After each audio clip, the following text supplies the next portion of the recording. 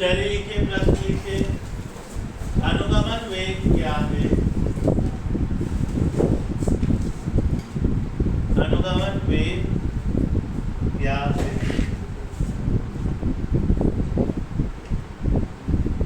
अनुगमन वेग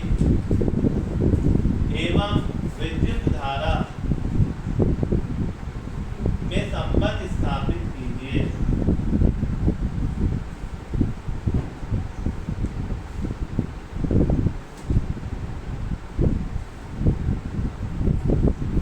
अथवा करके एक और प्रश्न लिख लीजिए। अनुगमन वेग एवं अनुगमन वेग एवं धारा घनत्व, अनुगमन वेग एवं धारा घनत्व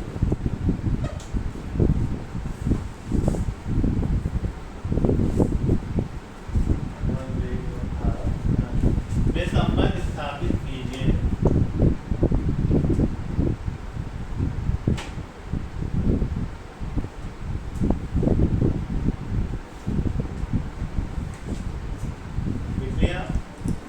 तो देखिए अनुगमन वेग,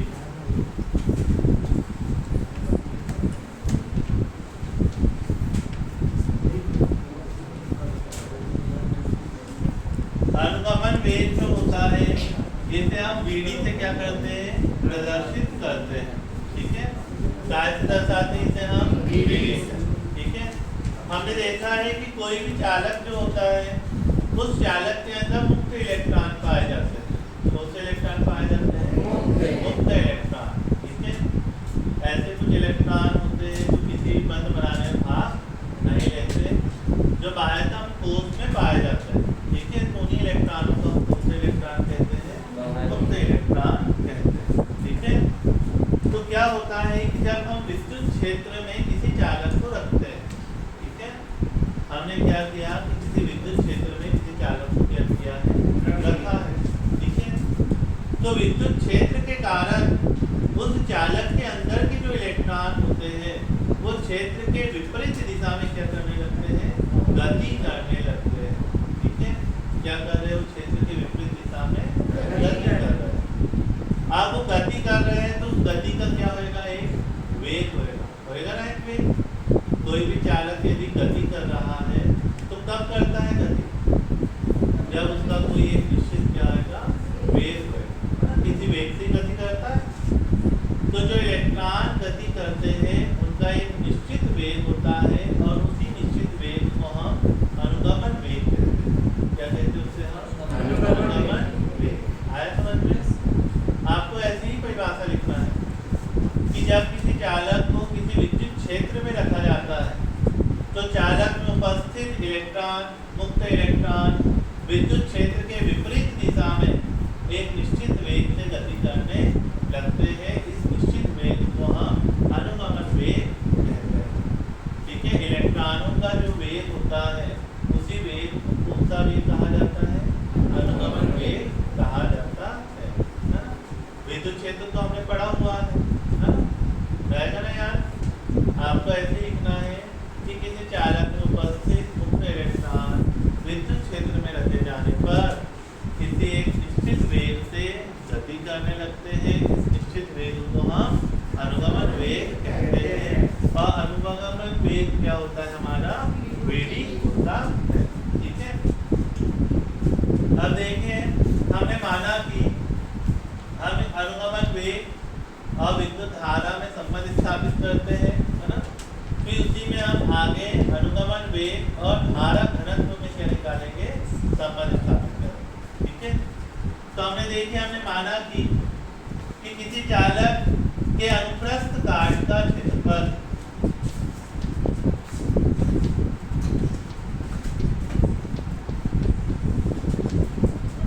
हमने मान लिया किसी चालक के अनुप्रस्थ काट का क्षेत्रफल कैपिटल ए है। क्या है अनुप्रस्थ काट का क्षेत्रफल? Capital A. रहेगा याद इसका? वह उसी चालक के एकांक आयतन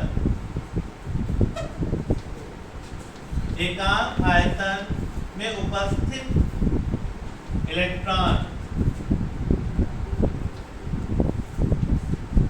की संख्या, ये संख्या हमने मान ली कितनी है, n, क्या है स्मॉल n, है ना। वह उन इलेक्ट्रॉनों का अनुगमन वेग, उनका अनुगमन वेग क्या है, vd, ठीक है। तीन चीज मान सकते हैं ना आप लोग, यस है ना। क्या क्या माना है आपने, क्या हमने मान लिया है कि किसी चालक है और चालक के अनुप्रस्थ काट का क्षेत्रफल कैपिटल है, उस चालक के एकांक आयतन में उपस्थित इलेक्ट्रॉनों की संख्या स्मॉल है और उन इलेक्ट्रॉनों का अनुगमन वेग क्या है, vd, ठीक है। अतः स्मॉल t सेकंड में गुजरने वाले इलेक्ट्रॉनों की संख्या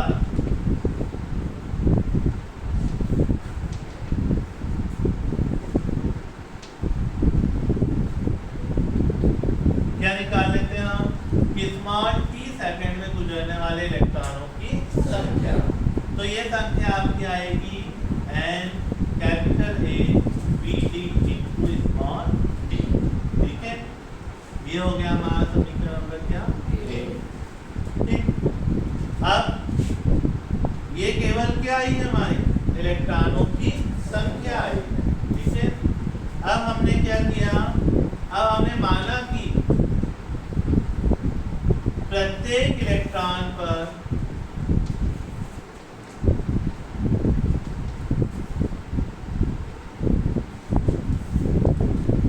स्मॉल e आवेश है।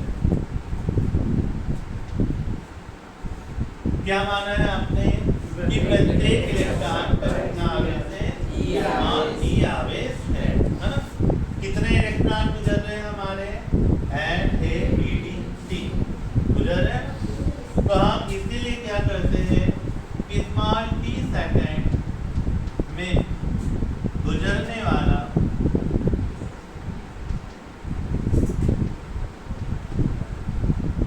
आवेश निकालते हैं, क्या निकालते हैं, आवेश। तो क्या आएगा हमारा आवेश, Q बराबर कितने इलेक्ट्रॉन गुजर रहे हैं आपके, n a b d t, है ना। और एक इलेक्ट्रॉन पर कितना आवेश है, E, तो इतने इलेक्ट्रॉन पर आवेश निकालने के लिए आपको उसमें E से क्या करना पड़ेगा, होएगा। तो ये क्या आ गया हमारा, t सेकंड में गुजरने वाला कुल आवेश, आ गया आवेश। ये हो गया हमारा समीकरण नंबर 2। अब देखिए हम जानते हैं, क्या जानते हैं आप कि धारा यदि I हो तो I बराबर क्या होता है, Q अपॉन T होता है। Yes sir. किसी चालक से आवेश प्रवाह की दर को हम क्या बोलते हैं, धारा कहते हैं, है ना। इसको हम नाम दे देते हैं समीकरण 3। हम क्या करते हैं कि समीकरण 2 से मान रख देते हैं, किसका मान, Q का। तो I बराबर क्या आ जाएगा बताओ, Q का मान रखिए आप, n a b d into small e upon क्या आ गया, तो यहाँ d से t क्या हो जाएगा, कट गई है ना, कट जाएगा ना अजीत। ये स्मॉल t से स्मॉल t क्या हो जाएगा, तो I बराबर क्या आ गया हमारा, n a b d into ये आ गया हमारा अभिष्ट संबंध। किसमें संबंध आया, ये विद्युत धारा और अनुगमन वेग में। किसमें संबंध आया है, ये विद्युत धारा और अनुगमन वेग में आया ना समझ में। हम सिंपल लिखेंगे समीकरण 4 विद्युत धारा और अनुगमन वेग में अभिष्ट क्या है, संबंध है। अब हम धारा घनत्व में निकालते हैं, तो मैं यहाँ लिख देता हूँ तथा करके हम जानते हैं धारा घनत्व। क्या जानते हैं आप, धारा घनत्व J बराबर क्या होता है, I अपॉन वेग। एकांक क्षेत्रफल से प्रवाहित होने वाली धारा को क्या कहते हैं? हम धारा घनत्व कहते हैं, है ना। अब हम इसको भी नाम दे दो चाहे तो समीकरण 5, है ना। अब हम समीकरण 4 से आई का मान रखते हैं। तो देखिए J बराबर क्या होगा? आई की जगह आई का मान रख दीजिए, तो n a b d into e upon a से फिर क्या होगा? तो J बराबर क्या आ गया हमारा? और E, ये आ गया हमारा समीकरण नंबर। ये काय काय में संबंध है? धारा घनत्व और अनुगमन वेग में। आया ना समझ में?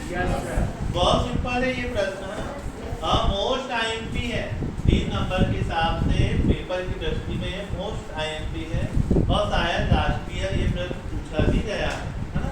तो इस बार से भी पूछा जा सकता है, ठीक है।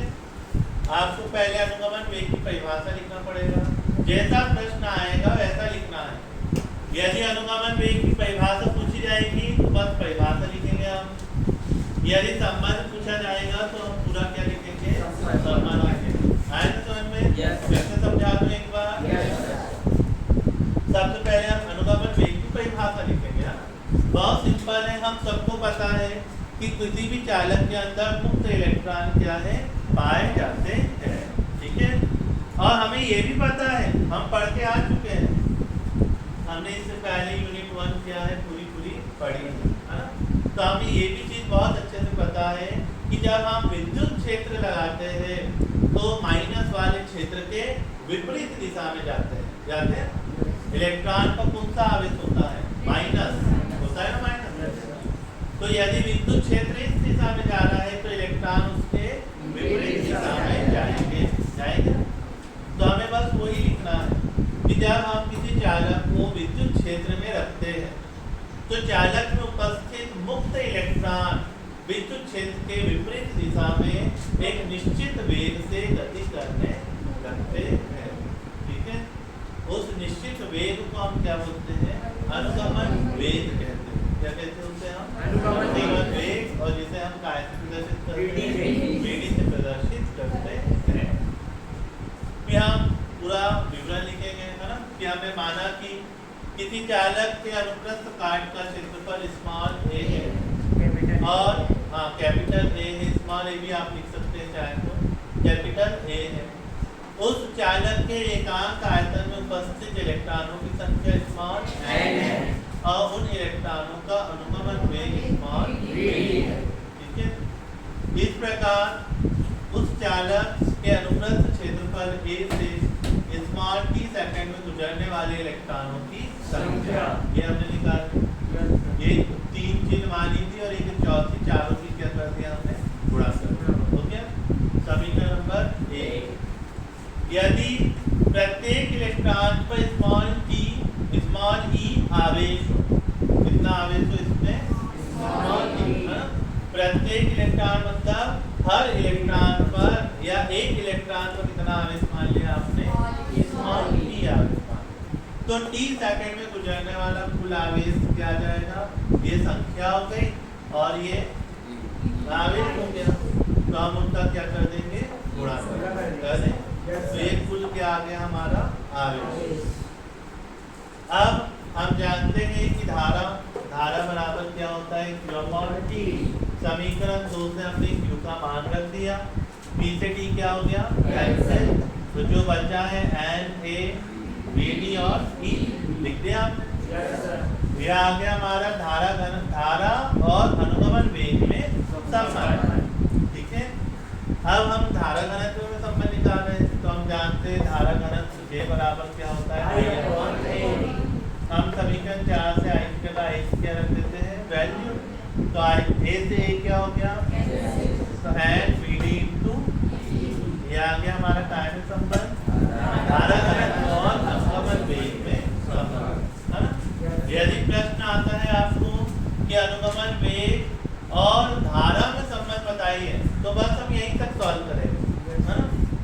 यदि प्रश्न आता है अनुगमन वेग और धारा घनत्व में संबंध बताइए, तो फिर हम यहाँ तक पूरा उसको क्या करेंगे? सॉल्व करेंगे, ठीक है। तो लिखिए इसे मोस्ट